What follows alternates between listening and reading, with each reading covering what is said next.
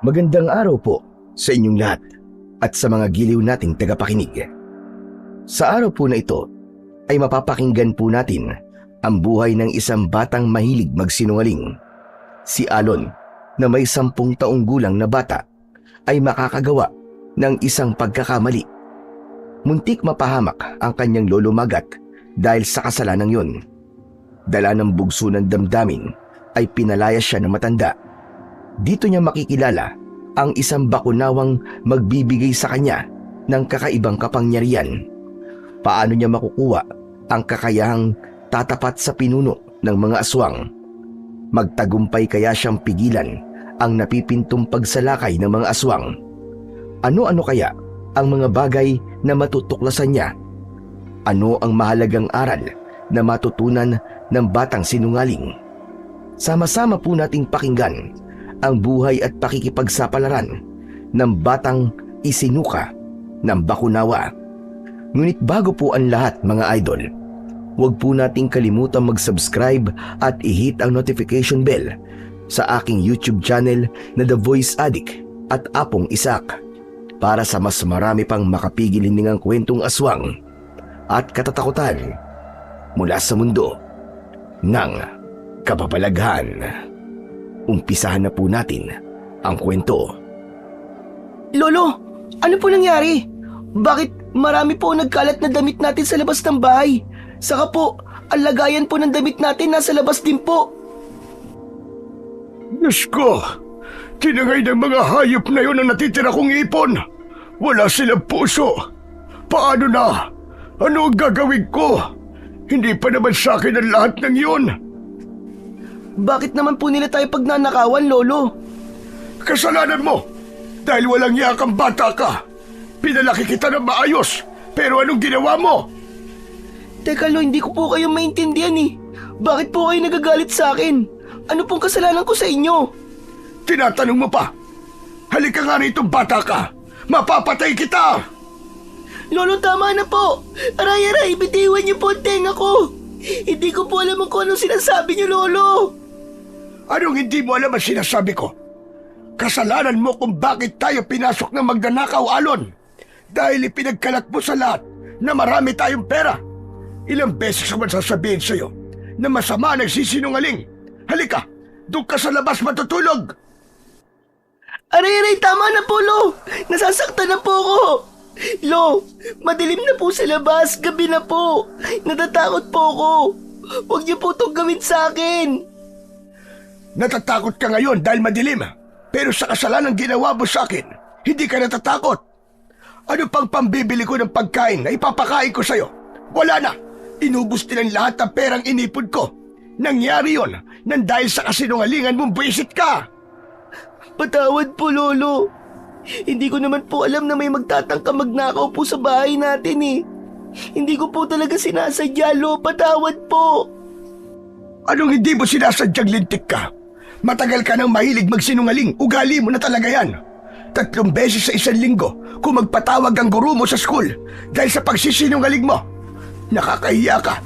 Pinagsisisihan kong inalagaan pa kita. Kaya't lumayas ka sa pamamahay ko. Hindi kita kailangan dito.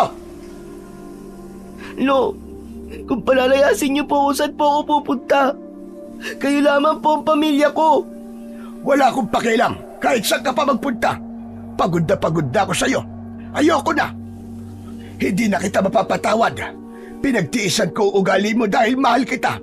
Pero sumusobra ka na.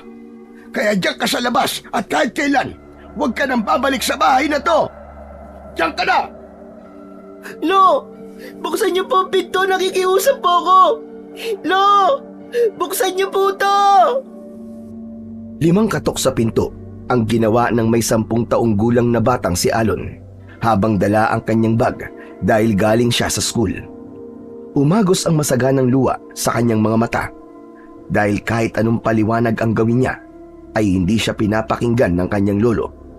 Idinikit niya ang kanyang tenga sa pinto ngunit wala na siyang naririnig na kaluskos mula sa loob ng kanilang bahay.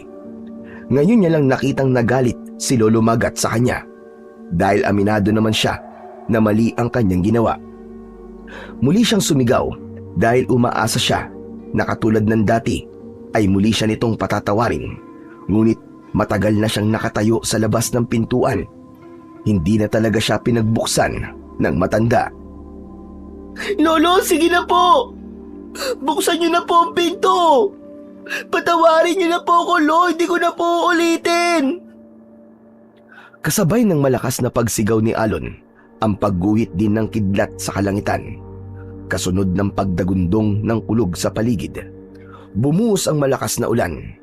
Kaya wala na siyang nagawa kundi ang matulog sa labas ng kanilang bahay. Hindi niya kailangang umalis dahil naniniwala siyang patatawarin din siya ni Lolo Magat. Walang kinagis ng mga magulang si Alon. Tanging si Lolo Magat lang ang itinuring niyang pamilya. Iniiwasan din ng matanda na pag-usapan nila ang tungkol sa kanyang mga magulang, lalo na kung ito ay tungkol sa kanyang ina. Kaya sa tuwing dumaranas siya ng kalungkutan, ginagawa niyang katatawanan ang mga taong nasa paligid niya. Lahat ay dinadaan niya sa biro upang matakluban ang totoong lungkot sa kanyang puso. Gumagawa siya ng kung ano-anong kalokohan upang mapansin siya ni Lolo Magat, hanggang sa tuluyang nasanay na siya sa madalas niyang pagsisinungaling. Ipinamalita niya sa lahat na marami silang pera, kaya naman pinasok ng magnanakaw ang kanilang bahay at muntik ikapahamak ng matanda. Akala niya sapat ang bagay na yon na magmalaki siya sa iba upang hindi nila makita ang kanyang kakulangan.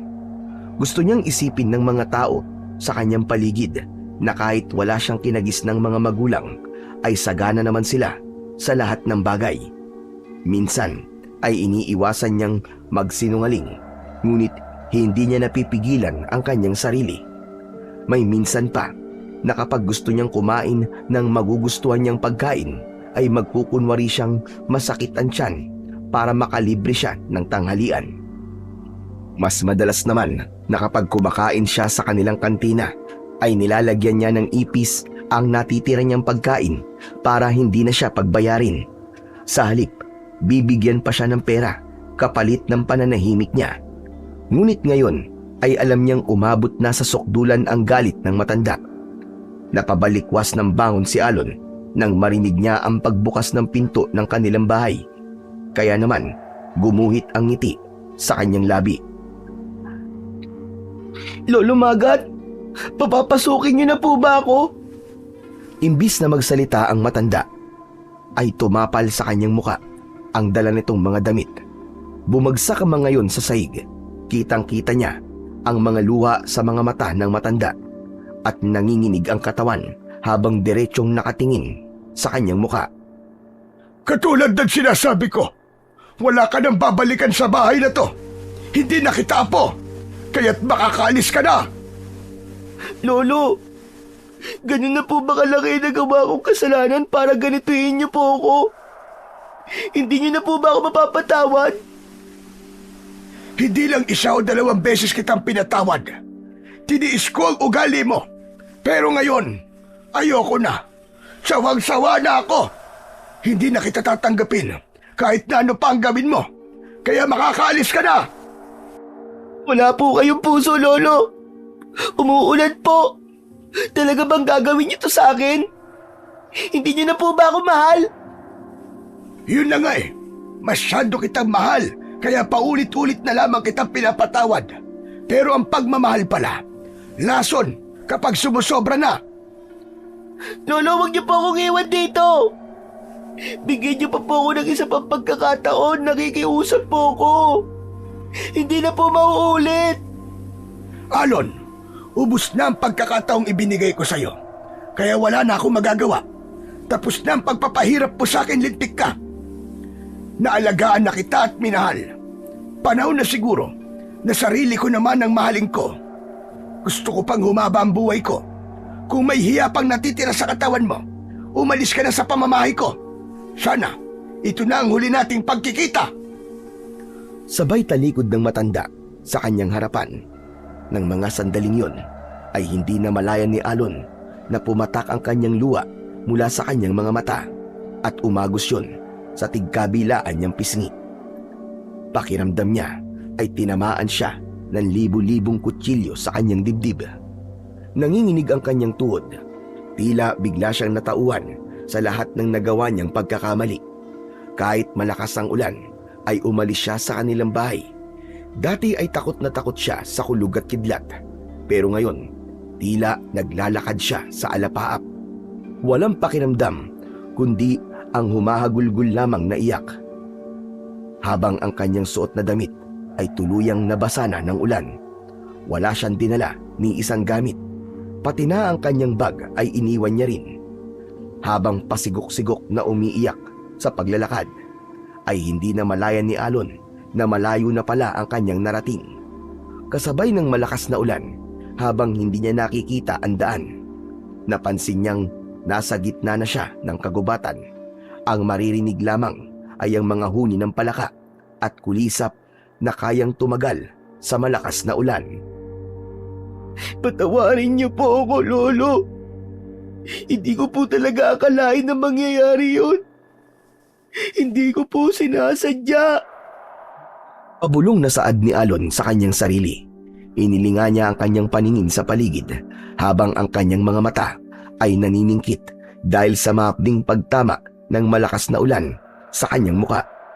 Kahit matagal na silang naninirahan sa baryo ng Alimurog, ay ngayon lamang niya narating ang lugar na kinaroroonan niya ngayon. Bigla ang pagsalakay ng takot sa kanyang dibdib nang halos wala siyang makitang tao sa paligid. Kaya nang makita niya ang puno ng anahaw, ay nagpasalamat siya. Pansamantala ay meron siyang masisilungan. Naupo siya sa ugat sa bahaging walang tinik, saka nahiga sa ilalim nun. Hindi niya namalayan kung paano siyang nakatulog, basta't nagising na lamang siya sa malakas na pagsigaw ng isang lalaking humihingi ng tulong. Wala na ang ulan at tahimik na ang buong paligid, kaya naman napatingala siya sa langit dahil kalmado na ang gubat. Subalit nanlaki ang kanyang mga mata nang makita ang isang lalaki na tila ba lumulutang sa ere. Kinusot niya ang kanyang mga mata dahil inakala niyang baka namamalikmata lamang siya. Ngunit bigla siyang napatago sa ilalim ng puno nang makita ang isang kakaibang nilalang. Unti-unti nitong nilulunok ang lalaking sumisigaw habang lumilipad ito sa impapawid. Dala ng takot ay mabilis siyang tumakbo papalayo sa nilalang. Diyos ko, tulungan niyo po ako! Tulungan niyo po ako, Panginoon! Halos hindi lumapat ang mga paa ni Alon sa lupa dahil sa labis na takot. Nawala ang kanyang pagod at napalitan ng mabilis na pagtibok ng kanyang puso. Maya-maya pa ay bigla siyang napatigil sa pagtakbo. Tumambad sa kanyang paningin ang kinatatakutang dagat sa kanilang lugar. Hindi niya malaman ang kanyang gagawin. Akma na sanang magtatago sa halaman si Alon nang magkaharap sila ng nilalang na nakita niya kanina. Isa itong higanting serpente o dragon na may bibig na kasinlaki ng lawa. May pulang dila, balbas, hasang at malaki ang mga mata na tila kasinlaki ng buwan. Higit na mas nakakatakot ang mga kuko at kaliskis nitong kulay asul na kumikislap sa liwanag ng buwan. Mas lalo pa itong lumapit at ngumisi habang titig na titig sa kanyang muka. Bumalot ang kilabot sa buo niyang katawan at nanginig ang kanyang tuhod na hindi makapagsalita. Lalo na, bigla niyang narinig ang boses ng halimaw habang ang katawan nito ay panayang pag-alon sa ere. Naaamoy ko sa iyo ang kasinungalingan. Alam kong nakita mo ang paglunok ko sa lalaki kanina. Ganon din ang mangyayari sa batang katulad mo. Kahit hindi ka magsalita, alam kong saksakan ka na sinungaling bata.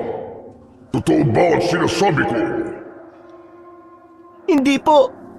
Hindi po ako sinungaling! Nagsisinungaling ka na naman.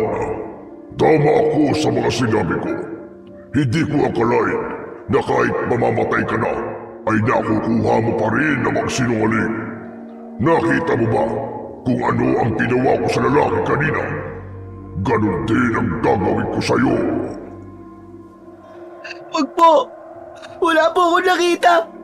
Nakikiusap po ako! Huwag niyo po akong papatayin! Ngayon pa lang ay 2 beses ka nang nagsinungaling. Alam mo bang ang pagsisinungaling ay maaari kang makapatay na tao, sumira ng buhay at magtulak sa kapwa ng kapahamakan.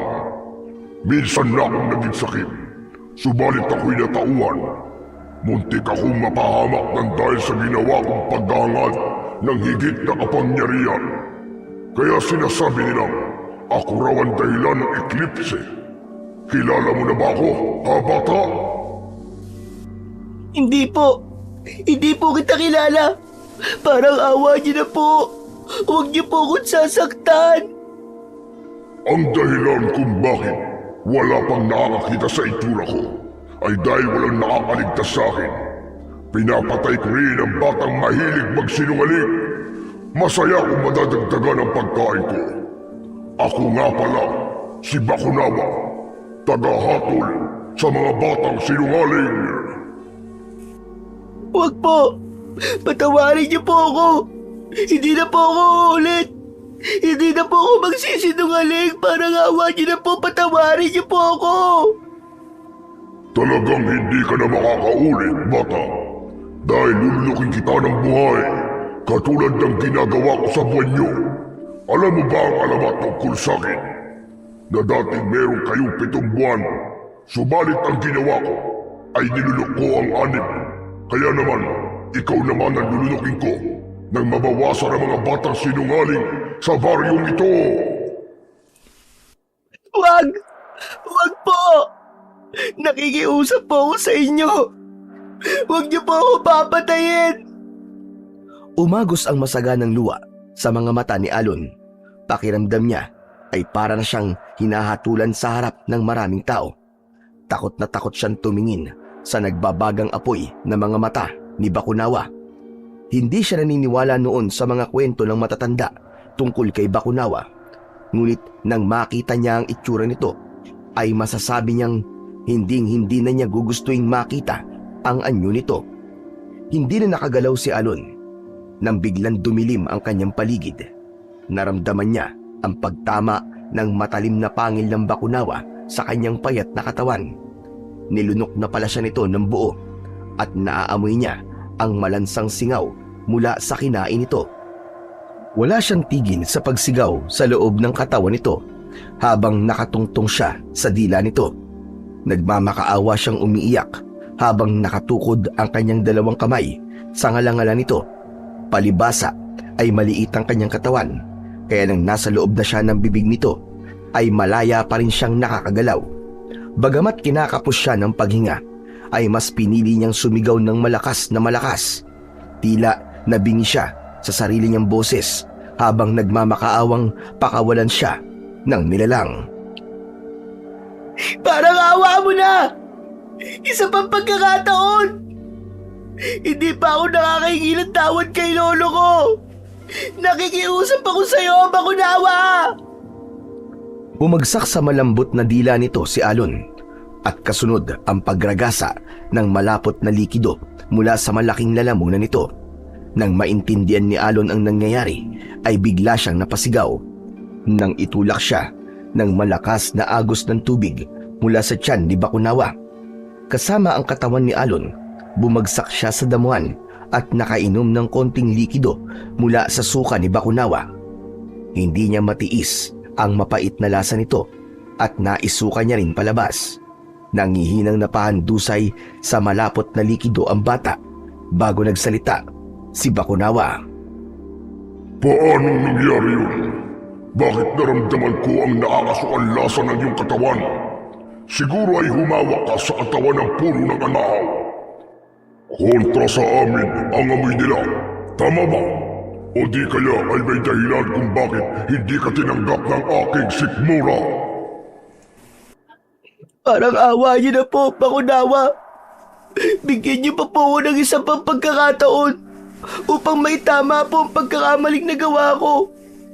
Isang pagkakataon lang po ang hinihingi ko. Nakikiusap po ako sa inyo.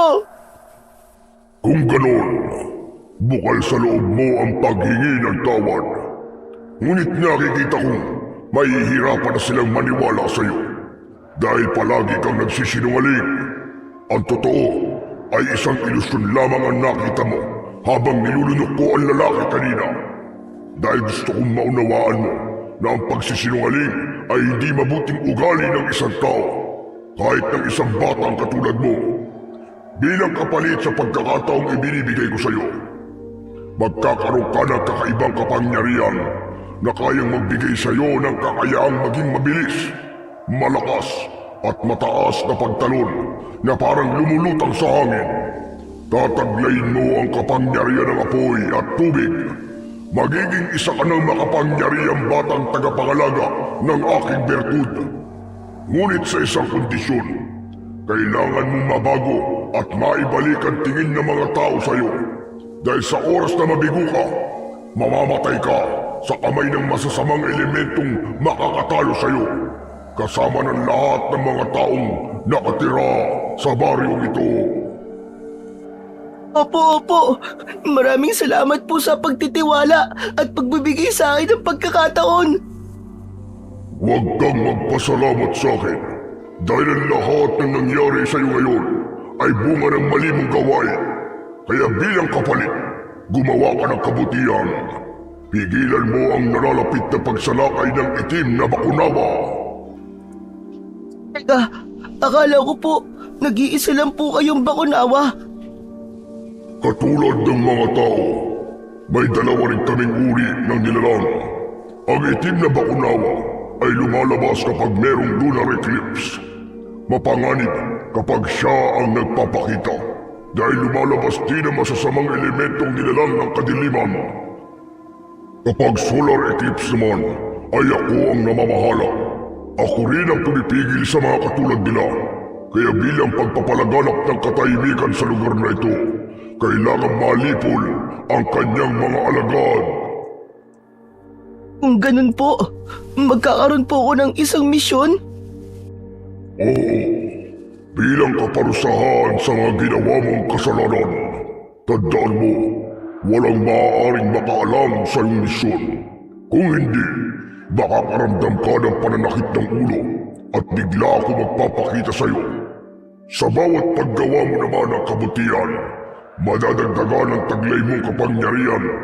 Sa bawat mali na maitatama mo, ay mas lalo ka namang magkakaroon ng pagkakataong makalaya. Huwag mong tatakasan ang misyon dahil may bisa ang ating kasunduan sa oras na niloko mo ko. Pangako po, gagawin ko po ang lahat para magawa ko po ang misyon. Mula sa damuhan na kinauupuan ni Alon, ang lahat ng likidong kumalat sa lupa ay naipon hanggang sa maging isang bolang kristal na may kulay asul na liwanag. Lumutang yun sa ere at biglang lumipad papalapit sa kanyang noo. Biglang nawala ang malakas na liwanag at nagkaroon ng kulay ang kanyang mga mata. Naging kulay asul ang kanyang paningin at nakikita niya ang mga insektong lumilipad sa paligid.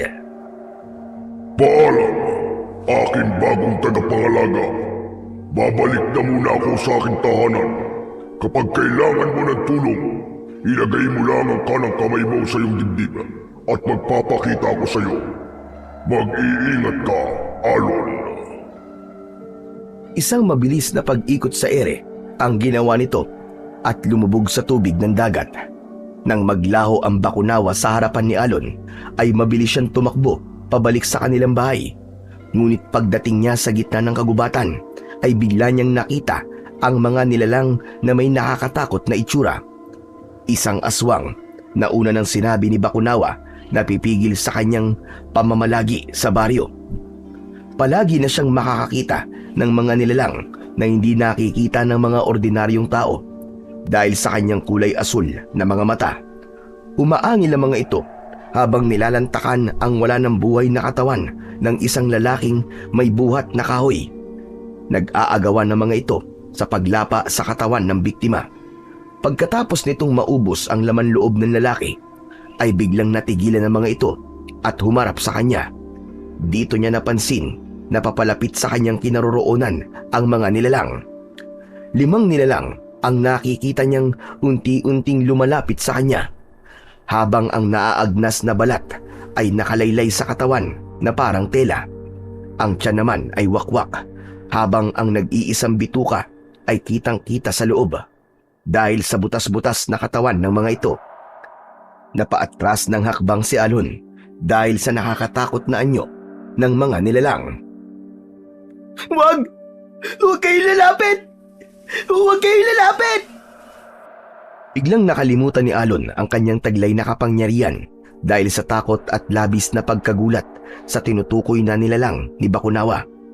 Natigilan siya nang sabay-sabay na sumugod sa kanya ang mga ito. Ngunit ang kanyang kamay ay biglang nagkaroon ng kulay asul na liwanag.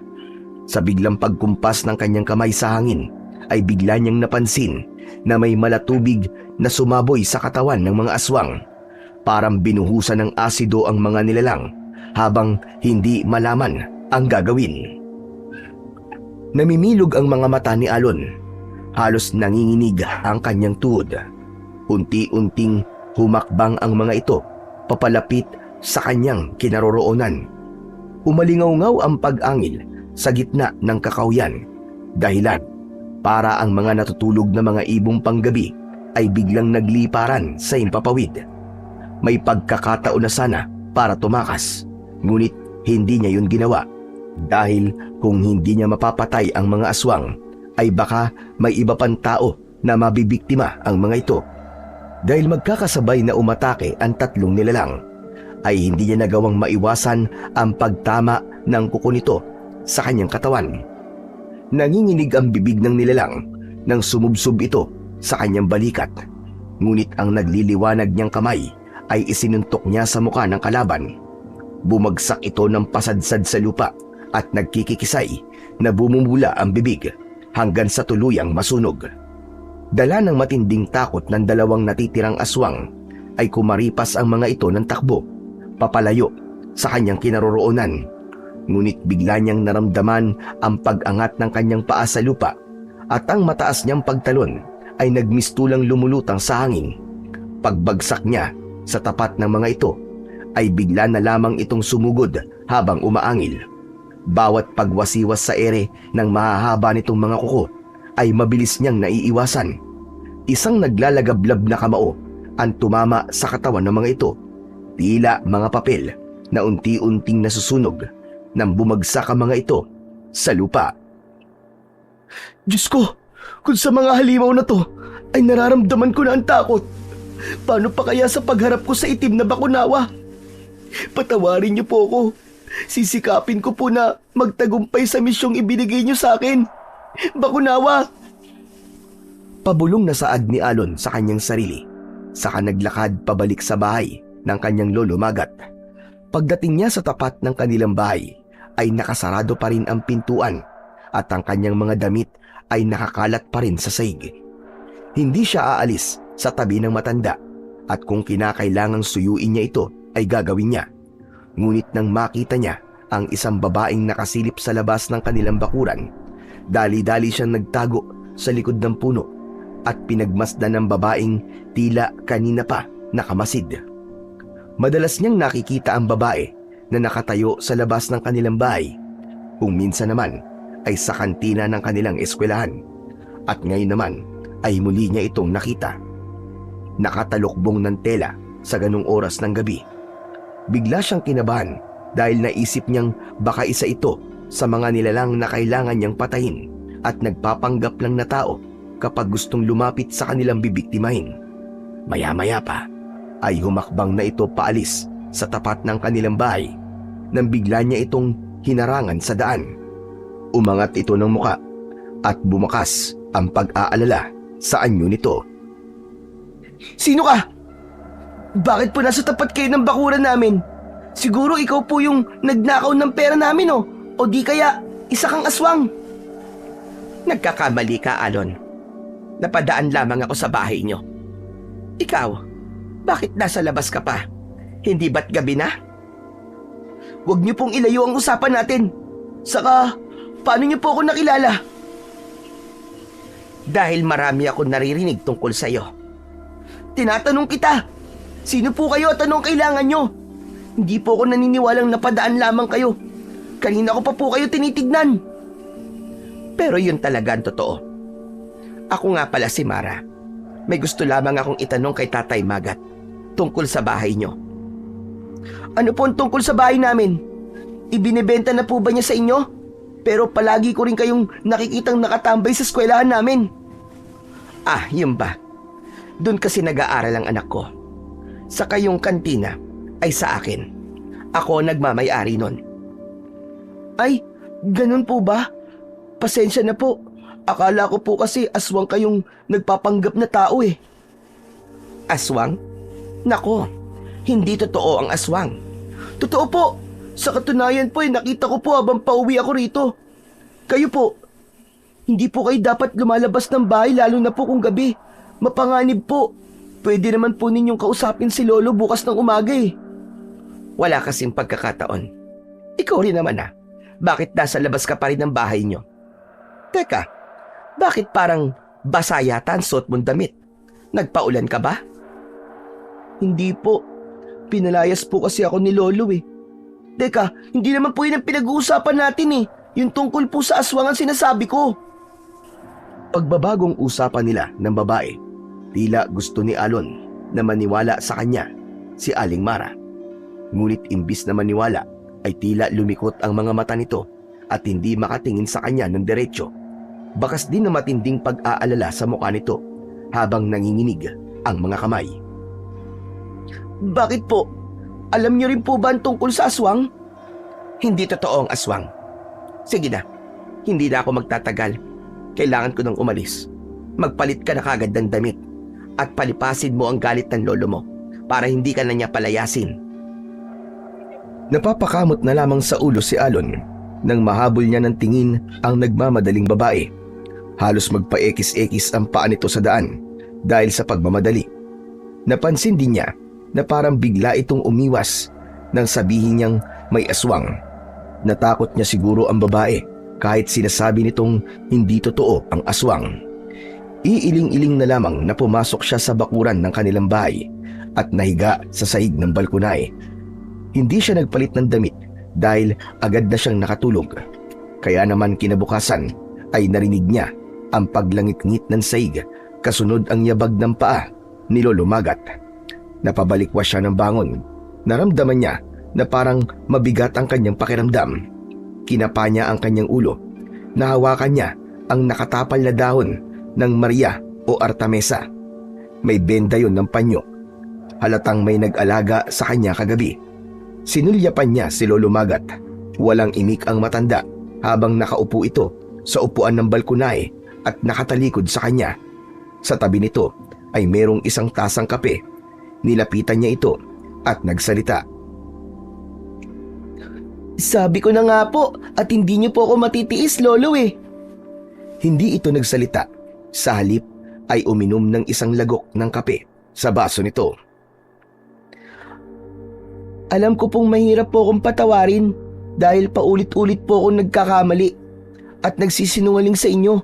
Pero Lo, bukal po sa loob ko ang paghingi ng tawad sa inyo kagabi. Lo, kagabi po, nakakita po ako ng isang bakunawa. Akala ko po katapusan ko na nang lunukin ako ng nilalang na yon. Pero bigla po niya akong isinuka. Binigyan niya po ako ng isa pang pagkakataon para itama po na gawa kong pagkakamali. Nagulat si Alon sa biglang pagtayo ni Lolo Magat. Sinalubong ni Alon ng tingin ang nakakatakot na mata ng matanda. Bakas sa mukha nito ang tinitimping galit. Kaya naman napaatras siya dahil sa pag-aalala. Lo, nagsasabi po ako ng totoo. Huwag niyo naman po akong tignan ng ganyan. Ginamot kita kagabi dahil nagsasalita ka ng tulog at mataas ang lagnat. Hindi kita matiis, kaya paulit-ulit ka nagsisinungaling. Nagagalit ako sa sarili ko dahil kahit na anong gawin ko, hindi kita matiis. Tapos ngayon nagsisimula ka na naman na magsinungaling.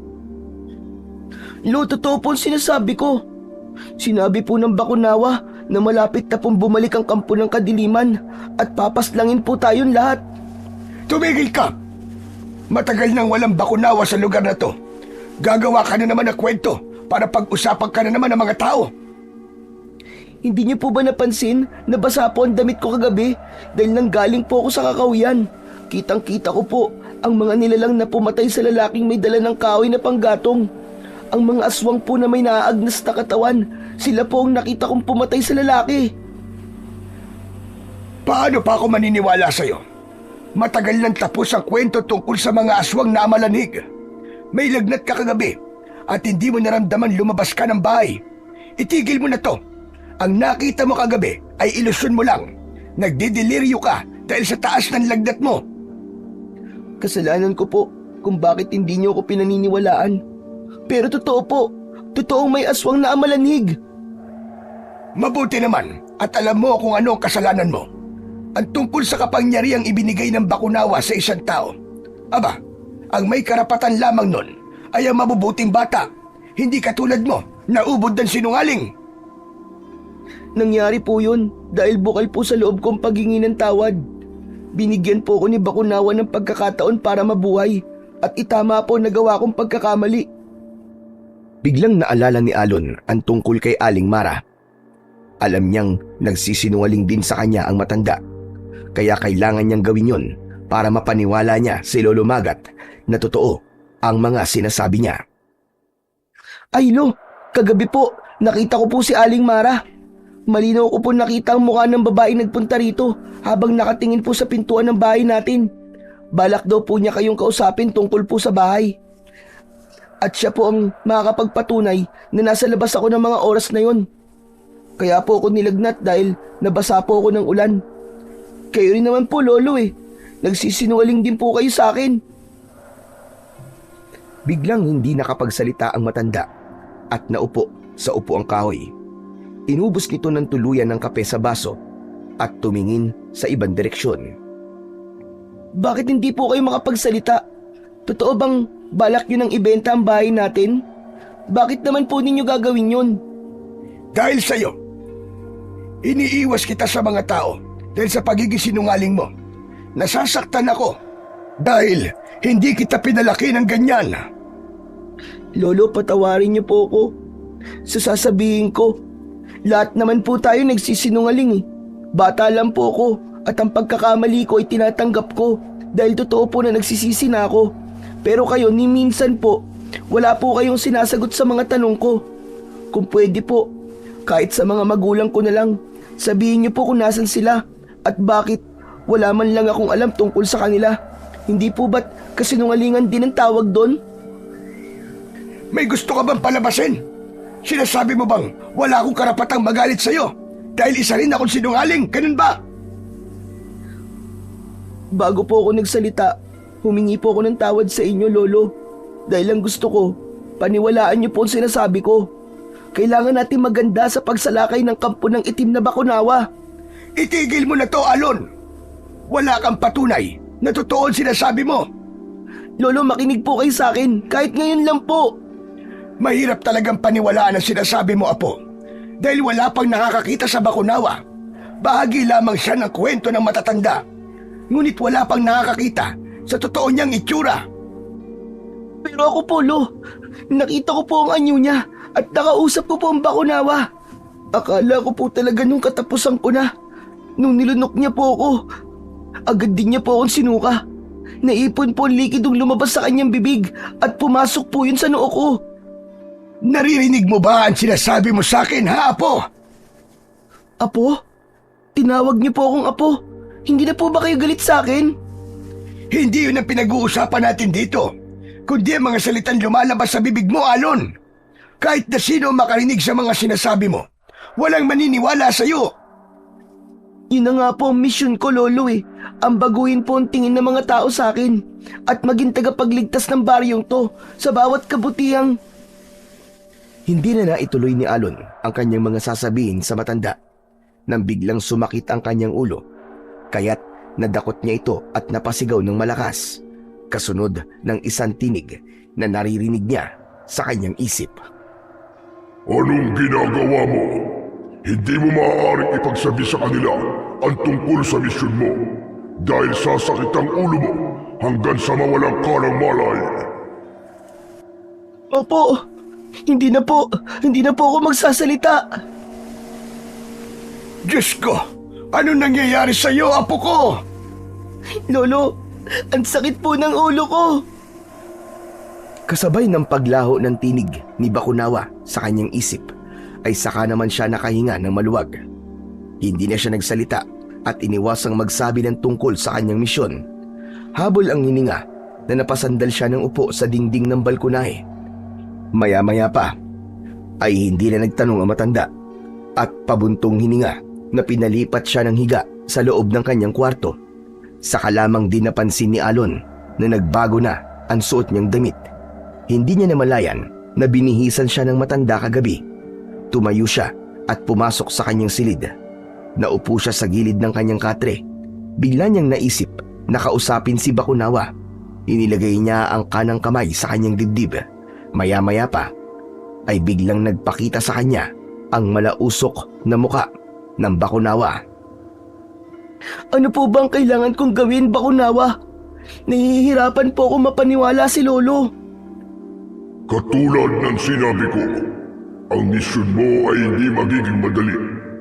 Labag sa parusa at sabihin sa kanila ang tungkol sa misyon. Kaya pinigilan kita kanina. Ang mga aswang na makakalaban mo, magsisimula na silang manggulo sa baryo nyo. At mas hahaba ang oras ng gabi kaysa sa umaga na hindi naman mahahalata ng mga tao.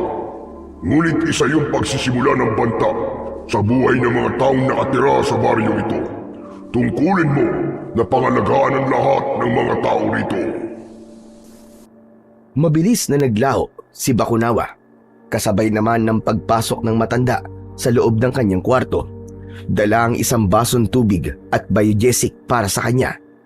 Maalaga si Lolo Magat, lalo na kapag may sakit siya. Kaya sobra siya nasaktan nang magalit ito sa kanya. Oh, heto! Uminom ka muna ng gamot para mawala ka agad ang lagnat mo. Ano bang ginawa mo at nagkasakit ka? Naulanan po kasi ako kagabi, Lolo. Sana naman po maniwala kayo. Totoo po nakita kong aswang kagabi, Lo. May amalanhig po sa baryo natin. Gusto ko man paniwalaan ang sinasabi mo, ngunit hindi ko magawa. Palagi kang nagsisinungaling at hindi ko alam kung nagsasabi ka ba ng totoo. Gusto niyo po bang ilarawan ko pa po sa inyo ang kanilang mga itsura? Naagnas po ang kanilang katawan at butas-butas po ang kanilang laman na tila ba mga patay na muling nabuhay. Ang kanilang mga balat po ay nakalaylay na akala ko po ay damit nila. Mabaho po ang singaw ng kanilang katawan na tila nabubulok po. Ang lalaki po na pinatay nila kagabi ay pinagtulungan po nilang kainin. At sa ikadalawang araw ay mabubuhay ulit siya para maging isa ng amalanhig na ipapasa nila ang pagiging aswang sa kanilang biktima sa oras na makagat nila ito at malawayan. Para mapatay ang amalanhig ay kailangan silang sunugin. Takot din sila sa tubig kahit sa tubig ng ulan. Kaya ang dapat sa kanila ay patayin ng kapangyarihang apoy at tubig. Kung ganun po naniniwala na po kayo sa akin, Lolo. Alam kong nakuha mo lang ang sinasabi mong paglalarawan sa anyo ng aswang ay dahil madalas kang nakikinig ng kwento ko. Maniniwala lamang ako kapag ako mismo ang nakakita. Kaya sige na, inumin mo na lang muna ang gamot mo at huwag muna natin pag-usapan ang tungkol sa mga aswang na amalanig. Kailangan ko pang tapusin ang mga bilao ko para may maibenta ako mamaya. Tao po. Tao po. Nagkatinginan ang dalawang maglolo nang marinig nila ang boses ng isang babae. Nagmumulayon sa labas ng kanilang bahay. Ako na ang lalabas, Apo. Magpahinga ka na muna dyan at ako na lang ang haharap sa kanya. Kaboses po niya yung babaeng bumisita rito kagabi, Lo. Ibibenta na po ba niyo ang bahay natin? Basta ako nang bahala rito. Huwag kang lalabas ng kwarto mo. Sige na, lalabas na ako. Hindi na nagsalita si Alon nang mabilis na lumabas ang kanyang lolo. Nang lumapat ang pinto sa pagsara, saka naman niya itinuloy ang pag-inom sa gamot. Mula sa kanyang kinaroroonan ay dinig naman niya ang pag-uusap ni Lolo Magat at Aling Mara. Anong ginagawa mo rito, Mara? Hindi ba't sinabi ko sa iyong huwag mo kong pupuntahan dito sa bahay? Gusto ko lang naman pong kumustahin ang bahay Balita ko po, ninakaw ang pera nyo. Tumigil ka. Sige na, makakaalis ka na. Kung sinasabi mong bibili ng bahay na to, nagkakamali ka. Hindi ko to ibinibenta. Hindi po ba talaga kayo marunong makinig? Umalis na po kayo rito dahil binili ko na ang bahay na to. Lumipat kayo ng bahay nyo. Doon kayo sa malayong lugar. Basta wag po dito. Hindi mo ako madidiktahan. Akin ang bahay na to at wala kang karapatang palayasin kami dito ng apo ko. Kaya makakaalis ka na. Kung hindi, mapipilitan akong lumapit sa asawa mong si Biner. Pumagitna ang katahimikan sa pagitan ng dalawang taong nagtatalo sa labas ng kanyang silid. Alam ni Lolo Magat na maririnig niya ang usapan ng mga ito, kaya sinadya nitong iparinig sa kanya na ayaw nitong ibenta ang bahay. Nagtataka lamang siya sa kanyang narinig dahil ayon kay Aling Mara ay pag-aari nito ang bahay na tinutuluyan nila. Bakit kaya nasabi ng babae niya na binili niya na ang bahay namin? Hindi kaya matagal nang naibenta ni Lolo Magat ang bahay na to? Diyos ko, wag naman sana. Nagulat na lamang si Alon nang marinig ang sinabi ni Aling Mara na may himig ng pagbabanta. Kung hindi kayo makikinig sa sinasabi ko, mapipilitan po akong palisin kayo ng sapilitan sa bahay ko. Sige, gawin mo. Total diyan ka naman magaling. Basta't hindi ako aalis sa bahay na to. Kaya kung wala ka ng ibang sasabihin, makakaalis ka na. At hindi na ako makikipag-usap sa'yo kahit na kailan. Mabuti pa nga. Hintayin na lamang po ninyo kung ano ang gagawin ko. Napakasama mo. Wala kang puso. Hindi ako magtataka kung bakit miserable ang buhay mo. Hindi mo man lang naisip na mahihirapan din ang apo ko. Wala po akong pakialam sa apo nyo. Sa bahay nyo ako nag-aalala. At kapag naiisip ko nandito pa rin kayo, mas lalo ako naiinis. Dahil hanggang ngayon, nandito pa rin kayo. Isang mabigat na yabag ng mga paa ang narinig ni Alon papalayo sa kanyang kwarto. Kasunod ng pagsara ng pintuan sa kabilang silid, dinig na dinig niya ang mahinang paghikbi ng matanda. Nagtataka siyang labis ang pag-iyak ng kanyang lolo. Tila may bumabaon na kutsilyo sa kanyang puso dahil sa sakit. Wala siyang magawa para bawasan ang bigat na dinadala ng kanyang lolo. Ngayon ay naiintindihan na niya kung bakit gano'n na lamang ang galit nito nang mawala ang iniipon nitong pera sa alkansya. Hindi kaya naibenta na ni Lolo to at kaya siya nag-iipon ay para matubos ang bahay sa babaeng yun. Pero bakit kaya? Parang may kakaiba. Parang may iba pang dahilan. Pabulong na tanong ni Alon sa kanyang sarili habang tuluyan nang nahiga sa kanyang katre. Dahil masama ang kanyang pakiramdam ay agad siyang nakatulog. Pagkalipas ng ilang oras ay napabalikwas ng higa si Alon nang marinig ang boses ng taong bayan sa labas ng kanilang bahay. Nangingibabaw ang boses ni Kapitan habang tinatawag ang pangalan ni Lolo Magat. Kaya naman, dala ng kanyang pag-aalala, ay napilitan siyang bumaba ng kanyang katre at sinilip ang mga taong nagkakagulo sa labas ng kanilang bahay. Hinarap ito ng matanda habang dahan-dahan sa paglalakad. Ano na naman ba ang dahilan, Kapitan? Bakit kayo napasugod dito? Sinabi ni Kapitan na kung maaari raw ay ilabas ng matanda si Alon at kung hindi raw ilalabas ang apo nito ay mapipilitan ang taong bayan na pasukin ang loob ng kanilang bahay. Ayon pa nga sa mga tanod na kasama nito, si Alon daw ang nagpakalat ng balita tungkol sa aswang na amalanig. Sinabi raw yun ni Aling Mara. Ano ka mo? Mga aswang? Ay may pambihira naman kayo, Kapitan. Walang sinasabi ang apo ko tungkol dyan. Natutulog siya at mataas ang lagnat, kaya nagkakamali kayo ng pandinig. Ngunit ipinagpilitan ni Kapitan na pinatotohanan daw yun ni Aling Mara. Nakita raw nito si Alon at sinabing may aswang sa kanilang lugar. Galit na galit ang mga tao sa pagsisinungaling na naman daw ng apo nito. Kaya naman, hindi na nakatiis si Alon. Lumabas siya ng kanyang silid at hinarap ang mga tao. Bakas sa muka ni Lolo Magat ang pag-aalala nang makita siyang humarap kay Kapitan.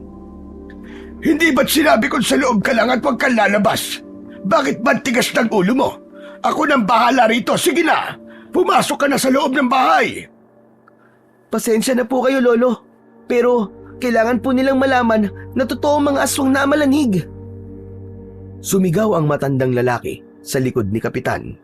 Ang dapat daw kay Alon ay parusahan dahil sa pagpapakalat ng maling impormasyong walang sapat na batayan. Ang dapat daw sa kanya ay palayasin at itaboy sa malayong lugar. Sinabi rin daw ni Aling Mara na paalisin na sila sa kanilang bahay. Nakikiusap po ako. Bakit ba ayaw niyo pong maniwala? Ang walang hiyang babaeng yun. Itinuloy pa rin niya ang bantang palalayasin niya tayo. At ginamit pa niyang dahilan ang pagiging sinungaling mo, Apo. Muling umalingaw-ngaw ang sigawan ng mga tao hanggang sa bigla na lamang binato ng tsinelas si Alon. Tinamaan siya sa kanyang muka, kaya naman mabilis na humarang si Lolo Magat at hinarap nito si Kapitan. Huwag niyong sasaktan ang apo ko. Kung hindi, matitikman niyo ang galit ko. Dapat alam mo, Kapitan, ang ginagawa mo. Kapag gaganap ka sa tungkulin mo, pwede ko kayong isumbong sa kinauukulan kung kinakailangan. Ngunit palaban si Kapitan at sinabi nitong wala itong pakialam kahit magsumbong si Lolo Magat sa mga pulis.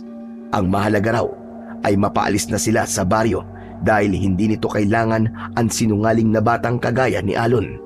Nang mga sandaling yon ay naisip ni Alon na nagbunga na ang lahat ng pagkakamali niya dahil sa pagiging sinungaling niya ay wala nang gustong maniwala sa kanya. Paano niya na maililigtas ang mga ito sa kapahamakan kung hindi naman siya pinaniniwalaan? Nagkamali po ako. Hindi po dapat ako nagsinungaling sa inyo at nagbiro. Subalit ang sinasabi ko po ngayon ay totoo na. Nalalapit na po ang paglitaw ng itim na bakunawa at uubusin po niya ang lahat ng mga tao rito. Kasabay din ang pagdagsa ng mga aswang na amalanig. Hindi na po tayo ligtas sa lugar na to, kaya manatili lang po tayo sa bahay kahit pagsapit lamang po ng gabi. Imbis na maniwala ay nagtawanan pa ang mga ito at sinabi sa matanda na nasisiraan na raw ng ulo si Alon. Para na siyang nawawalan ng pag-asa na maitama niya ang lahat ng nagawa niyang pagkakamali. Nagip ng kanyang mga mata ang pagdating ng isang babae, si Aling Mara, na nakatanaw sa labas ng bakuran habang pinapanood sila kung paano silang pagtawanan ng mga tao. Nakuyom ni Alon ang kanyang palad dahil sa ginawa sa kanila ni Aling Mara. Pero biglang dumating ang lalaking matikas ang pangangatawan. Madilim ang anyo nitong nakatingin sa nakatalikod na si Aling Mara. Malalaki ang hakbang ng paa ng lalaki na mayroong suot na kulay itim na salaming pang mata. Bigla itong hinablot ang kamay ng babae. Kitang-kita niya ang panginginig sa kamay ng babae nang makita nito ang lalaki at kulang na lamang ay kalad ka rin ito papalayo sa lugar na yon. Dahil sa kapangyarihan ni Alon, malinaw niyang nakikita at naririnig ang usapan ng dalawa.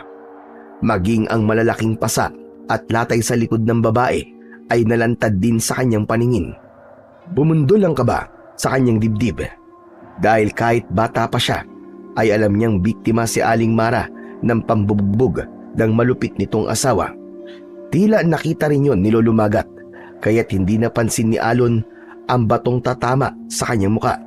Mabuti na lang at nagawa niya yung masalo habang ang kanyang paningin ay nakatingin pa rin sa direksyong umaabanting sasakyan. Hanggang sa tuluyang makalayo ang kotseng sinakyan ng mag-asawa bago niya binalingan ang mga tao na natulala sa kanyang ginawa.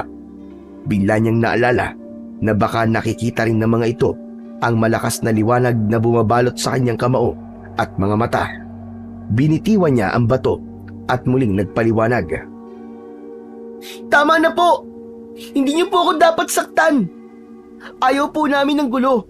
Kung ayaw niyo po maniwala, ay hindi ko po kayo pipilitin.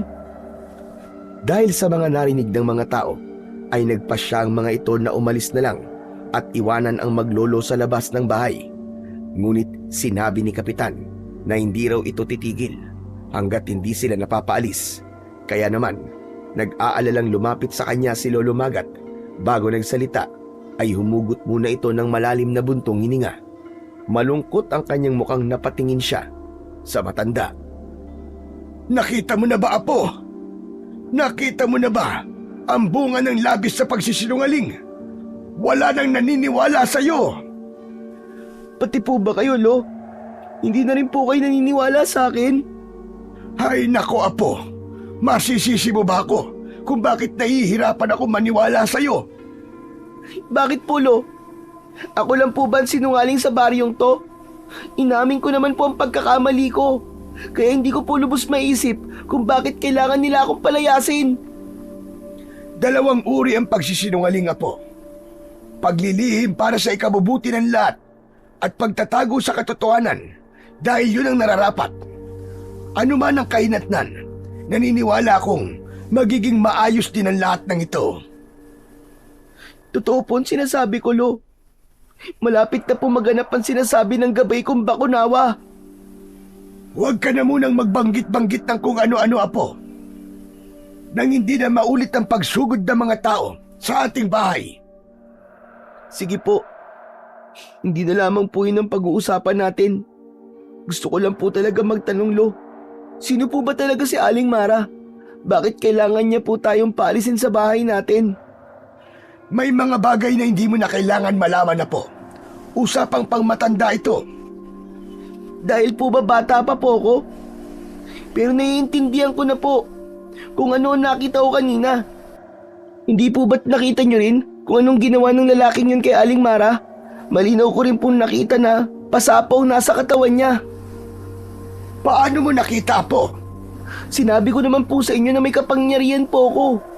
Ibinigay po to sa akin ni Bakunawa.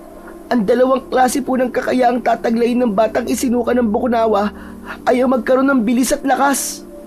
Kung ganon, totoo ang sinasabi mong nakakausap mo ang Bakunawa? Opo, at siya rin po nagsabi na may paparating po na malaking kaguluhan. Dahil babalik na raw po ang itim na Bakunawa para patayin ang mga tao dito sa baryo.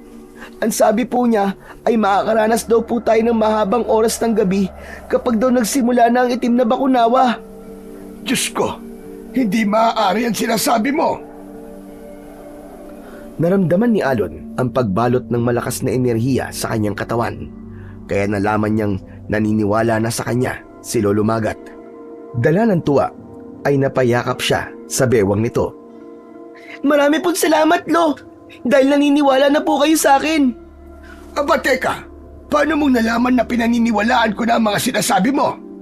Basta po, Lo, hindi ko po maaaring sabihin, pero nararamdaman ko po, hindi na ako nag-iisa sa labang to.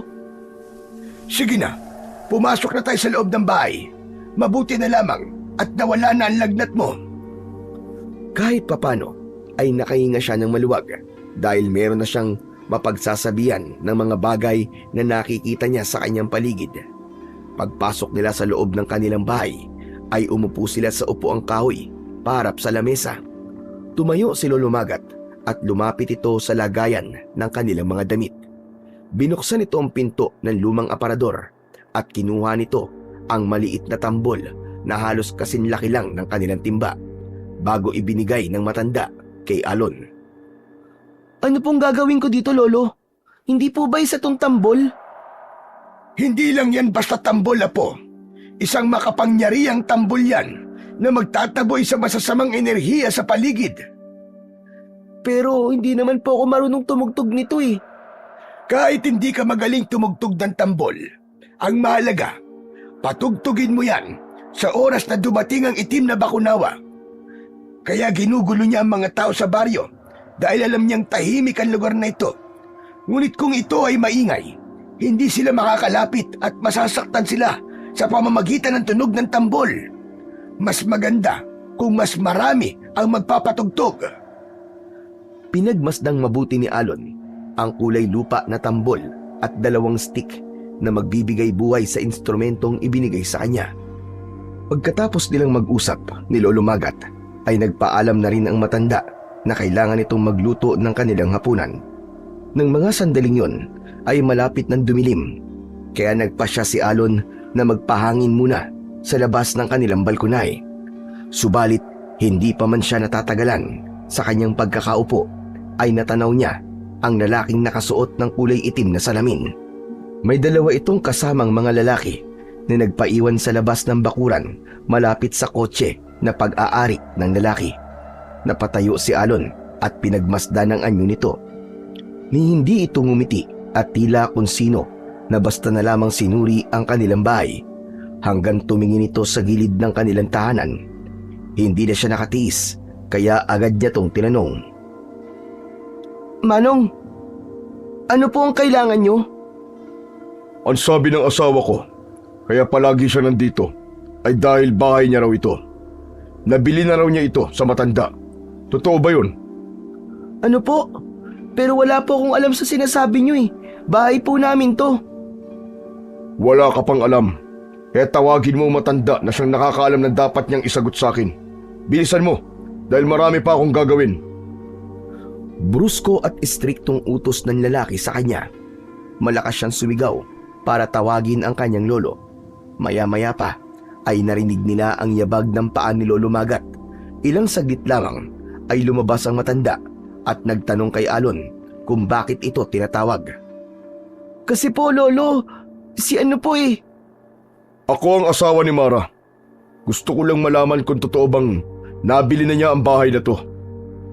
Apo, pumasok ka na muna sa loob. May pag-uusapan lang kami ni Biner.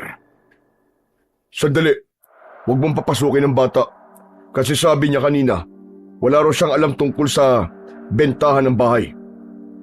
Pera ko ang ginamit ni Mara. Kaya siguro naman, may karapatan ako magtanong. At may karapatan din ang batang yan na marinig ang pag-uusap natin. Mag-uusap tayo, pero hindi dapat marinig ng bata. Ganun ba? Hindi ba't galit kayo sa mga sinungaling? Ang totoo, matagal na kitang pinamamanmanan sa mga tauhan ko. Hindi na ako nakatiis sa mabagal na proseso ng mga inupahan ko. Kaya gumastos pa ako ng pera para lamang magnakaw sa bahay nyo. May gusto lang akong malaman. Nagkataon naman na ang apo mo ipinamamalitang marami kayong pera. Kaya naisip kong baka nanggaling pa yon sa pera ng asawa ko na galing naman sa akin. Kung totoong binili niya na ang lupa, nasaan ang kasunduan? Tila tumigil ang oras ng mga sandaling yun dahil hindi nakapagsalita si Lolo Magat habang nakatingin ito sa lalaking nakilala lamang niya sa pangalang Biner. Nagtataka si Alon sa mga ikinikilos ng mga tao sa paligid niya, ngunit isa lang ang alam niya. Nagsisinungaling din sa kanya si Lolo Magat. Hindi nito sinabing matagal na nitong ibinenta ang bahay. Mas lalo siyang nag-alala nang maramdaman niya ang kakaibang takot na bumalot sa kanyang dibdib. Habang pinagmamasdan ang lalaking nasa harapan nila, hindi siya makagalaw sa kanyang kinatatayuan. Ipinagdasal na lamang niya na sana ay hindi totoo ang kanyang mga narinig. Lolo, totoo po bang ibinenta niyo na po ang bahay kay Aling Mara? Apo ko, saglit lang at huwag ka munang sumabay. Aba, may naaamoy akong samaan ng loob dito ah. Tumigil ka! Ano ba talaga kailangan mo? Pumunta ka lang ba rito para manggulo? Huwag kang magalit sa akin, tanda. Alalahanin mo na bahay ko rin to. Kung totoong binili to ng asawa ko, bakit hindi mo maibigay sa akin ang kasunduan? Wala kaming kasunduan! Ang ibig ba sabihin, niloloko ko ng asawa ko? Madalas ko siyang nakikita sa lugar na to, kaya naisip ko na baka gusto lamang niyang makita ang bahay na to. Walang ibig sabihin ang pagpunta ni Mara sa bahay ko. Nag-usap na kami, kaya huwag ka na makialam. Paano kung hindi makikialam? Asawa at pera ko ang sangkot dito. Magsasalita pa sana ang lalaki nang mula sa bukas ng tarangkahan ay nagmamadaling pumasok ang babaeng nakabalot ng tela ang muka. Napaunat sa pagkakatayo si Alon dahil sa bisa ng kanyang kapangyarihan ay nakita niya sa likod ng tela ang pasa at putok na labi ng babae. Indikasyong nagtamo ito ng matinding pambubugbog mula kay Mang Biner. Tila may kung anong malakas na puwersa ang bumalot sa kanyang katawan na parang gusto niyang bigyan ng leksyon ang asawang nambubugbog ng babae. Nanginginig ang kamay ni Alon dahil sa galit.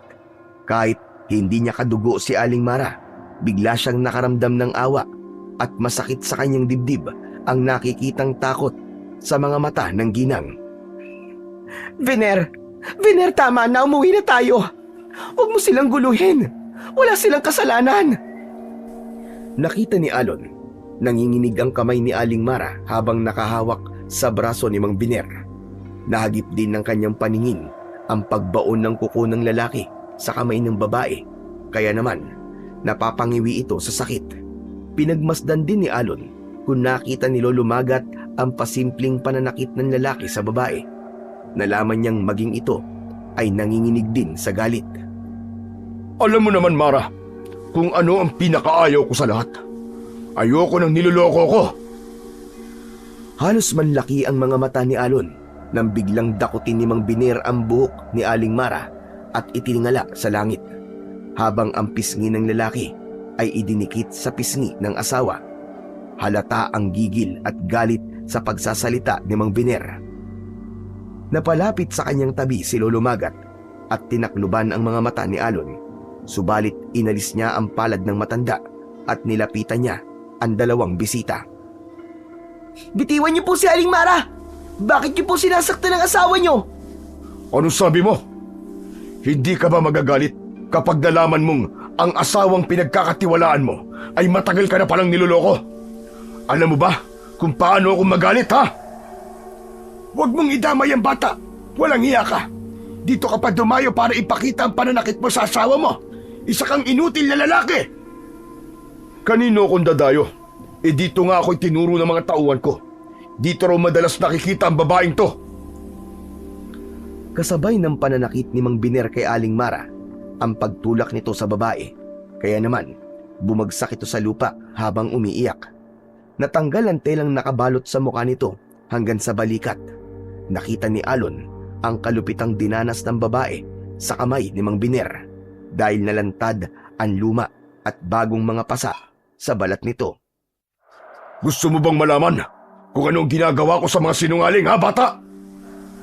Nagsimulang lumakas ang boses ni Mang Biner. Dumagsa ang maraming tao para makiisyoso sa kanila. Subalit ang mahalaga kay Alon ay kung paano niya maililigtas ang babae. Napuno ng sigawan at iyakan nang makita ang pagbubugbog ni Mang Biner kay Aling Mara. Halos mamilipit sa sakit ang babae habang yakap ang tinamaang sikmura mula sa sipa ng lalaki. Nang akma ng sisipain ulit nito ang nakahigang si Aling Mara, ay malakidlat na kumilos si Alon at nasalo niya ang paa na tatama sana sa babae. Nang gawin niya ang bagay na yun, tila tumigil ang oras nang biglang nanahimik ang mga tao sa paligid. Malakas niyang naitulak ang paa ni Mang Biner. Kasunod ang paglapit ng dalawang lalaki na nasa labas ng kanilang bakuran para tanungin ng kanilang amo kung ayos lang ito. Hindi ko akalain na malakas ka palang bata ka. Alon po ang pangalan ko, hindi bata. Sumusobra na kayo. Masyado kayo malupit kay Aling Mara. Alon, hindi ka na dapat nakialam. Sasaktan ka nila. Hindi po ako natatakot na saktan nila. Kesa naman po panoorin kayong sinasaktan ng asawa nyo. Kung ayaw na po niya sa inyo, dapat ibalik na lamang po kayo sa mga magulang nyo. Hindi alam ni Alon kung bakit napatingin si Aling Mara sa gawi ng natitigilan na si Lolo Magat. Saka lamang nagmamadali ang matanda na lumapit sa kanilang kinaroroonan at inalalayan nitong tumayo si Aling Mara. Diyos ko, ayos ka lang ba, Mara? Masakit po ang katawan ko, Tatay Magat. Parang gusto ko po munang magpahinga. Ilayo niyo po muna ako kay Biner. Teka, sandali lang. Saan niyo dadali ng asawa ko? Kung paulit-ulit niyo po sinasaktan ng asawa niyo, hindi asawa ang tawag doon, kundi punching bag. Malupit kayo, Mang Biner. Abat, anong karapatan mong pigilan ako? Magpasalamat ka at hindi ako pumapatol sa bata. Bakit po? Natatakot po ba kayo matalo ng batang katulad ko? Apo ko, tama na yan. Maraming tao. Baka iba ang isipin nila. Halika, Mara. Hindi ka sasama sa matandang yan. Huwag mong sabing nagbago na ang gusto mo sa isang lalaki. Baka naman may relasyon kayo na matandang yan. Wala kaming relasyon, hayop ka. Sadyang demonyo ka lang. Kaya dapat ilayo sa'yo si Mara. Hindi ka tao. Ano? Anong sabi mo, tanda? Nagulat si Alon nang biglang sumugod si Mang Biner at itinulak siya nito. Sabay hiklas sa kamay ni Aling Mara mula sa pagkakakapit nito sa braso ng matanda. Sa lakas ng pagkakahila ay muntik pang matumba si Lolo Magat. Samantalang si Alon naman ay naramdaman ang mga kamay ng dalawang lalaking tauhan ni Mang Biner. Nakahawak ang mga ito sa tigkabilaan niyang braso. Nararamdaman din niya na pinipigilan siyang lumapit sa matanda. Kaya naman, ubod lakas niyang tinungtungan ang paa ng mga ito. Napayuko ang dalawa dahil sa sakit. Subalit sinalubong naman niya ito ng kanyang kamao na tumama sa muka ng mga ito. Sa lakas ng pagkakatama ng kanyang suntok ay bumagsak ang mga ito ng pasadsad sa lupa. Saka siya lumapit sa kinaroroonan ni Mang Biner na patuloy na hinihila si Aling Mara papalayo kay Lolo Magat. Malakas niyang hinawakan ang kamay ng lalaki at halos umangat ang paa nito sa bigla niyang pagiklas sa kamay ni Mang Biner. Bumagsak ito sa lupa habang galit na galit at muling bumangon. Hindi nito nagustuhan ang pangingialam ni Alon sa ginagawa nito. Lintik kang bata ka! Humanda ka sa akin! Saktong pagsugod ng lalaki sa kinatatayuan ni Alon, mataas siyang tumalon sa ere para maabot ang muka ni Mang Biner ng kanyang sipa. Sa una ay hindi ito natinag, ngunit nang sundan niyo ng dalawang suntok ni Alon sa mukha nito, bumagsak ito ng pasadsad sa lupa. Marami ang nagulat sa lakas at bilis na ipinakita ni Alon. Nang tumingin siya sa mga tao, ay nakita niya ang pagbakas ng pagtataka sa mukha ng mga ito. Kasunod ang pag-ugong ng bulungan. Nang mapahiya si Mang Biner, mabilis itong tumayo at dinuro ulit sa mukha si Alon. Pagsisisihan niyong ginawa niyong ito. Lalo ka na, Mara. Umuwi ka sa bahay. At ikaw, bata, pagsisisihan mo ito ng malaki. Mabigat ang yabag ng paa na naglakad ito papalayo sa kanilang bahay, habang ang mga tao naman ay hindi umaalis sa kanilang kinatatayuan. Kaya naman, nagkaroon ng pagkakataon si Alon na sabihing may banta ng aswang sa paligid. Akala niya maniniwala na ang mga tao sa kanya dahil ipinakita niya ang kanyang lakas. Ngunit halata ang pagkadismaya sa mga mukha ng mga ito. Sabay tawanan pagkatapos ay tumalikod. Naramdaman ni Alon ang malakas na enerhiya sa kanyang katawan na parabang nadagdagan ng kanyang lakas. Dahil siguro yun sa kabutihang ginawa niya kay Aling Mara. Sandali lang po! Huwag po muna kayong umalis! Maniwala po kayo, totoo po sinasabi ko! Mamayang gabi po, iwasan niyo po muna lumabas ng bahay. Maglagay po kayo ng mga pangontra sa labas ng pintuan niyo at maganda po ng mga pampaingay. Habang nagsasalita si Alon, ay patuloy lamang sa paglalakad ang mga tao. Ni hindi nilingon o pinakinggan ang babalang sinasabi niya. Sa halip, narinig niya sa isang lalaki na nagsisinungaling na naman daw siya. Masyado raw siyang pasikat upang makuha ang simpatya ng mga tao. Tila kutsilyo yun na bumaon sa kanyang dibdib. Parang nawawala na siya ng pag-asa na mababago pa niya ang tingin ng mga tao sa kanya. Kaya naman, nahabol na lamang niya ng tanaw ang taong bayan. Kasabay ng pag-andar ng kotse ni Mang Biner, ang pagkalat naman ng katahimikan sa kanyang paligid. Malungkot siyang sumulyap sa kinatatayuan ni Lolo Magat habang inaalalayan nito ang nanghihinang si Aling Mara. Kaya lang, hindi niya maiwasan na mabuo ang maraming katanungan sa kanyang isipan, na kahit sa murang edad niya ay alam niyang merong itinatagong lihim sa kanya si Lolo Magat. Isang katanungan na gusto niyang marinig ang kasagutan. Wala siyang imik na sumunod sa dalawa papasok sa kanilang bahay. Pagdating nila sa loob ay mabilis na kumilos si Lolo Magat para ikuha si Aling Mara ng mga gamot sa luma nitong aparador. Saka lamang nagsimulang mapahagulgul ng iyak si Aling Mara. Tumagal halos ng ilang oras ang panggagamot ng matanda sa babae. Ni hindi narinig ni Alon na nag-usap ang mga ito tungkol sa nangyari. Saktong pagdilim ng paligid ay biglang lumitaw ang malakas na liwanag sa kanyang noo. Mula sa labas ay napansin niya ang paikot-ikot na gabay niyang bakunawa. Hindi niya natatandaan na tinawag niya ito Kaya naman, upang hindi makalata ang kanyang mga kasama, ay lumabas siya sa kanilang bahay at iniwan niya ang dalawa. Bakit po kayo nagpakita sa akin? May mahalaga lamang akong ipaparating sa iyo. Mamaya ay sasalakay na ang mga aswang na amalanhig.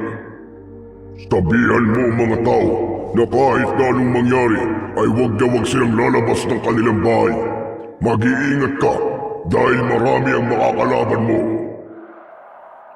Pero paano po yun? Hindi nga po sila naniniwala sa akin eh. Kahit na ano po sabihin ko, hindi sila nakikinig. Ano pong gagawin ko? Nawawalan na po ako ng pag-asa na makakamit ko pa po ang pagbabago sa kung ano po ang tingin nila sa akin. Ngayon lamang po nagiging malinaw sa akin ang lahat na ito po pala ang epekto ng kasalanang nagawa ko. Huwag mong masyadong damdamin ang sinasabi ng iba. Ang mahalaga ay nakikita ko naman na ginagawa mo ang tama. Sa katunayan, 2 beses ka nang gumawa ng kabutihan sa iyong kapwa. Sapat na yun para masabing hindi ako nagkamali ng pagpili sa iyo. Pero natatakot po ako, mahal na Bakunawa. Baka po mabigo lamang ako at tuluyan yung paslangin. Hindi ako ang papatay sa iyo, Alon. Kapag nabigo ka, ang pinuno ng aswang na amalanhig ang papatay sa iyo. Subalit ngayong gabi ay magaganap na ang pag-aalay sa itim na Bakunawa at natitiyak kong kapag nalaman nilang ikaw ang nagtataglay ng kapangyarihan ko, ay pagtatangkaan nila ang iyong buhay. Aagawin nila ang bertud sa noo mo. Bumundol ang kaba sa dibdib ni Alon nang marinig niya ang sinabi ng Bakunawa. Kaya nang maglaho ito sa kanyang paningin, ay malungkot siyang bumalik sa loob ng kanilang bahay. Subalit hindi niya inaasahan ang maririnig na pag-uusap ng dalawa. Ang tigas po kasi ng ulo niyo eh. Sinabi ko na po sa inyo na umalis na lamang po kayo sa baryo. Kailan ka pa ba niya binubugbog? Bakit nagtitiis ka sa lalaking yon? Alam naman po ninyo kung gaano kalaki ang impluwensya ni Biner. Kung nalayasan ko po siya, saan naman po ako pupunta? Sa malayo, yung kahit na anong gawin niya ay hindi ka niya mahahanap. Bakit hindi ka magtago sa probinsya ng nanay mo? Imposible po yun, Tatay Magat. Alam naman po ninyo na hindi siya titigil hanggat hindi niya ako nahahanap. Ilang beses ko nang ginawa ang bagay na yon, pero natatagpuan pa rin niya ako kahit saan ako magpunta. Pag nauhuli niya po ako, doon na po niya ako binubugbog. Takot na takot ako na walang magawa, kundi tanggapin na lamang ang pananakit niya. Ano na ang plano mo ngayon? Uuwi na lamang po ako, kesa ang madamay na naman po kayo ni Alon. Hanggang kailan ka ba magtitiis, Mara? Ano ba kasi ang totoo? Bakit hindi ka magsabi kung bakit takot na takot ka sa kanya? Nakita mo ba kung paano kang ipagtanggol ni Alon? Alam kong may kakaiba sa batang yon. Ngunit nag-aalala ko, natatakot akong pati siya ay balikan ni Biner. Kaya nga po umalis na kayo. Hindi po ba't binigyan ko kayo ng pera para makapagsimula kayo ng bagong buhay? Lumayo kayo sa amin kaya nakikiusap po ko. Bukas na bukas din, umalis na kayo. Pero merong nagnakaw sa perang yon at nalaman ko na kagagawan pala to ni Biner. Ang pagkakamali lang, nagsinungaling si Alon sa mga kapitbahay niya. Kaya mas lalo na ginala ang asawa mo na ibinigay mo sa akin ang perang yon. Kung aalis kami, paano ka naman? Hindi na nakatiis si Alon.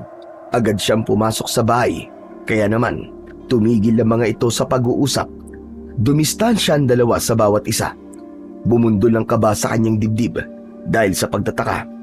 Batay sa palitan ng mga ito ng pag-uusap, para bang matagal na itong magkakilala. Akma na sanang magtatanong si Alon nang biglang may humawak sa manggas na kanyang suot. Nagulat siya sa nakitang naaagnas na kamay na nakadakot sa kanyang damit. Ganon din ang paglabas ng dilaw na uod sa mga nabubulok nitong laman. Walang kasing baho na parang masusuka siya sa tindi ng amoy. Halos manlaki ang mga mata ni Alon nang hindi niya inaasahan na sasalakay sa kanilang bahay ang mga aswang na amalanig. Napapaawang ang kanyang bibig nang makita ang pagsilip ng nilalang na may naaagnas din na muka. Mapula ang mga mata nito habang nakangisi. Lumilikha lang ng ugong na parang umaangil na galit na aso. Habang sa impapawid ay naririnig nila ang kakaibang ingay na tila bahuni ng isang malaking dragon. Kaya naman, alam niyang nagsimula nang dumating ang itim na bakunawa at ang masaklap. Naririnig niya ang mga nagkakagulong mga tao habang humihingi ng tulong. Doon niya napagtanto na sinasalakay na ang buong baryo ng mga aswang. Lolo, tumakas na po kayo ni Aling Mara. Sumasalakay na po ang mga aswang na malanig. Diyos ko, Tay. Nagsimula na sila. Mara, bilisan mo! Sa kusina tayo dumaan! Si Alon na hindi makaalis sa pagkakahawak ng amalanig ay malakas niyang tinanggal ang naaagnas nitong kamay sa kanyang damit. Mula sa nagbabaga niyang kamao, magkakasunod na pagsuntok ang tumama sa muka ng aswang. Dumikit ang malagkit na likido sa kanyang kamao.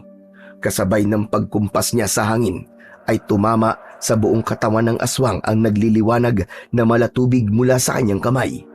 Nasunog ang kalaban na tila ba binuhusan ito ng asido. Halika na, Apo! Tara na! Sige po, dali niyo po ang tambol. Susunod na po ako. Naunang pumasok sa kusina si Lolo Magat at Aling Mara. Dala ang tambol na siyang gagamitin nila laban sa mga aswang. Kasabay ng pagtakbo ni Alon para lumabas ng bahay, sa kanya narinig ang boses ng pinuno ng mga aswang. Ikaw pala ang nakakuha sa agimat na taglay ng isang makapangyarihang bakunawa. Ibigay mo sa akin ang kapangyarihang nakikita ko sa iyong noo. Saka lamang naisip ni Alon na ang nakakakita sa liwanag ng kanyang kapangyarihan ay ang pinuno ng mga aswang. Matapang niyang inatake ng suntok ang mga nilalang na pilit pumasok sa kanilang bahay. Bago siya sumunod sa tumatakbong sina Aling Mara at Lolo Magat. Subalit nang makalabas na siya ng bahay, humarang sa kanyang dinaraanan ang isang amalanig. Dito naman niya pinalabas ang kanyang kapangyarihan. Isang bolang apoy ang lumabas sa kanyang palad at pinuntirya niya sa muka ang aswang. Bumagsak ito ng pasadsad sa lupa pero pinalitan naman ng dalawang aswang.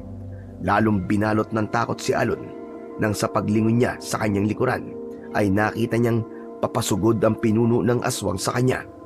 Buo ang katawan nito at naiiba sa katawan ng mga alagad. Kahawig ito ng muka ni kamatayan habang may dalang tridente na patuloy na iwinawasiwas sa kanya. Naiwasan niya ang pag-atake nito, ngunit sa muling pagsugod nito, bumaon ang talim sa kanyang dibdib. Umalingaw-ngaw ang halakak nito sa kadiliman ng gabi. Kaya naman, ang mga papatakas na sina Lolo Magat at Aling Mara ay napilitang bumalik para makita si Alon. Diyos ko! Ang apo ko! Hayop ka, Biner. Alam kong ikaw yan. Bitiwan mo si Alon. Katapusan niya na ngayon. At ikaw, magtago ka na sa pinanggalingan mo, Mara. Dahil alam ko na ang buong katotohanan. Niloko mo ko. Niloko mo ko. Alam ko na totoo. Mag-ama kayo ng matandang yan. At anak mo ang batang ito. Kaya naman, pagmasdan mo ang gagawin ko sa anak mo. Wag! Wag, Diyos ko! Maawa ka! Huwag nasasaktan ang anak ko! Parang awa mo na, Biner! Maawa? Pagkatapos niyo kong lukuhin? Hayop ka! At kailan mo pa nalaman na isa kong aswang? Matagal ko nang alam, Biner. Kaya ilang beses kong sinubukan na iwanan ka. Dahil kampon ka ng kadiliman. Bitiwan mo ang apo ko kung ayaw mo magsisi! Wala akong pagsisisihan, tanda. Nakikita ko sa katawan ng batang ito ang likido ng suka ng isang bakunawa. Ang ibig sabihin, may bertud sa kanyang noo na nakukuha lamang kapag naisuka siya ng bakunawa. Taglay niya ang kapangyarihang matagal ko nang hinahangad. Para ako naman ang maging amo ng itim na bakunawa at hindi na ako maging sunod-sunuran sa kanya. Umangat ang mga paa ni Alon sa lupa. Malinaw sa kanyang pandinig ang sinasabi ng pinunong si Mang Biner. Nanlalabo na ang kanyang mga mata habang ang talim ng tridente ay nakabaon pa rin sa katawan niya. Kaya dama pa rin niya ang sakit. Katulad ng usapan nila ng Bakunawa. Tinuktok niya ng 2 beses ang kanyang dibdib at mula sa impapawid ay lumitaw ang isang malaking Bakunawa. Sumalubong dito ang nagwawalang itim na Bakunawa. Nagmistulang mga ahas ang mga ito na naglilingkisan sa impapawid. Dahil marami na ang dumating na mga amalanig kasama ang mga bagong biktima. Ginamit ng matanda ang tambol. Naupo ang mga ito sa damuhan katabi ng umiiyak na si Aling Mara. Habang ang mga Bakunawa ay patuloy sa paglalaban sa itaas, si Alon naman ay unti-unti nang nakakawala sa tridente. Isang malakas na paggalaw ang ginawa niya at sa isang iglap, nakalapit siya sa kinaroroonan ng pinuno. Naramdaman din niya ang unti-unting paghilom ng kanyang sugat sa kanyang katawan. Malakas na sinuntok ni Alon ang muka ni Mang Biner. Nabitiwan nito ang hawak na tridente. Ito mismo ang ginamit niyang pagpatay sa pinuno ng aswang. Kitang-kita niya ang malakidlat na tumulay sa tridente at pinuntirya nito ang nakahandusay na pinuno na si Mang Biner. Sa una ay bumalik muna ito sa dating anyo bilang tao bago tuluyang nasunog ang katawan, habang ang mga tao sa kanyang paligid ay humihingi ng tulong sa kanya. Nilapitan niya ang mga aswang na amalanig at isa-isa niyang iniligtas ang mga ito. Kasabay ng pagragasa ng malatubig niyang kapangyarihan mula sa kanyang nagbabagang kamao, bumalot ang malakas na liwanag sa katawan ng mga aswang. Sabay-sabay silang nasunog at naglaho sa kanilang paningin. Tanging ang natitira na lamang ay ang 2 Bakunawa na naglalaban sa impapawid, habang si Alon lamang ang nakakakita. Subalit kung tutugtog silang lahat o lilikha ng ingay, ang lahat ng pinanggagalingan ng tunog ay magkakaroon ng kakayahang makita ang nilalang na naglalaban sa itaas. Mga kasama, mga kababaryo ko, sama-sama po tayong lumikha ng ingay para matalo ng asul na Bakunawa ang itim na Bakunawa. Nakikiusap po ko, malalaman niyo pong totoo ang sinasabi ko. Sige na po. Totoo ang sinasabi ng apo ko. Magtulong-tulong tayo sa paglikha ng mga ingay para matalo ang itim na Bakunawa.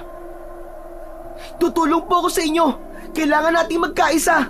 Kumuha po kayo ng mga pampaingay, kahit mga lata. Mabilis na kumilos ang mga tao nang marinig ang sinabi ni Alon. Ang iba ay bumalik sa kanilang bahay para kumuha ng lata, lusa, aluminum na palanggana, lahat ng maglilika ng ingay. Pagkatapos ay nagmamadaling bumalik sa lugar sa katabi ni Lolo Magat at Aling Mara. Habang nasa gitna si Alon na napapalibutan naman ng mga tao, sinimulan nila ang malakas na pagpukpok sa kanilang mga instrumento. Lumitaw ang malakidlat na liwanag sa nililikhang tunog ng tambol at ng mga lata ng taong bayan.